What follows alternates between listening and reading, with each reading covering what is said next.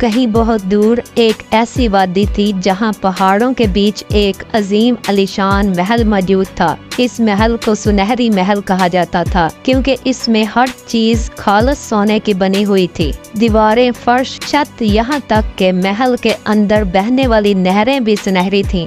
इस महल में एक खूबसूरत शहजादी मैरी रहती थी जिसका हुस्न अफसानों में बयान किया जाता था। वो महल की वाहिद वारिस थी। उसकी जिंदगी में हर चीज मौजूद थी। महल की नौकरानियां, खजानों के अंबार और दुनिया की सब नायाब चीजें इसके आसपास थीं।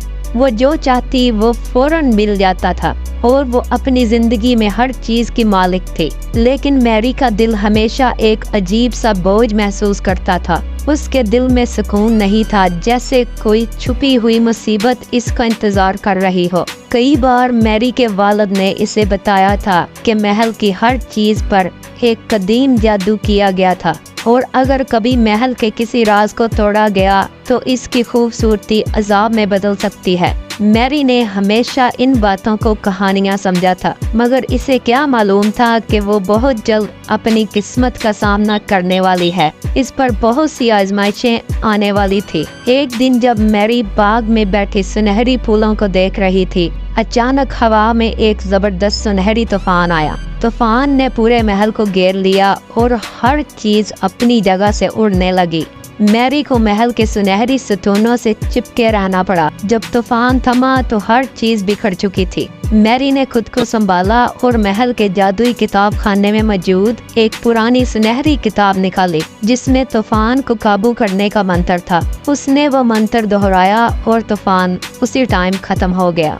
कुछ दिन गुजरने के बाद रात के वक्त जब चांद महल पर सुनहरी रोशनी डाल रहा था, महल के अंदर से एक अजीब शोर आया। मैरी ने अपने कमरे की खिड़की से झांका तो सुनहरी दरिंदे महल में घुस चुके थे। वो किसी भी चीज को तबाह कर सकते थे। मैरी ने हिम्मत का मुजाहरा किया और एक सुनहरी तलवार से उन सब दरिंदों का सामना किया। अपनी बहादुरी से उसने दरिंदों को शिकस्त दी और उन्हें महल से निकाल दिया। और चंद दिनों बाद मैरी के महल के पीछे एक झील थी जो अचानक सोने में बदल गई थी। झील का पानी सोना बनने लगा था और पूरा बाग उसकी लपेट में आ गया था। मैरी इस जगह को बहुत पसंद करती थी। इसे अपनी पसंदीदा जगह को बचाने के लिए झील के मरकज में छुपी एक चीज को तोड़ना था। वो कश्ती में बैठकर झील के बीच मरकज में पहुंची, मगर झील के अंदर मौजूद सुनहरी अजदहा सांप ने इस पर हमला कर दिया। मैरी ने अपनी अकल का इस्तेमाल करके एक जादू पढ़ा और अजदहे को जादुई जाल में कैद कर दिया क्योंकि वो बहुत पढ़ी लिखी और ज़हीन थी। एक दिन पूरे महल में सोने की बारिश शुरू हो गई। ये बारिश इतनी शदीद थी कि हर चीज दबने लगी।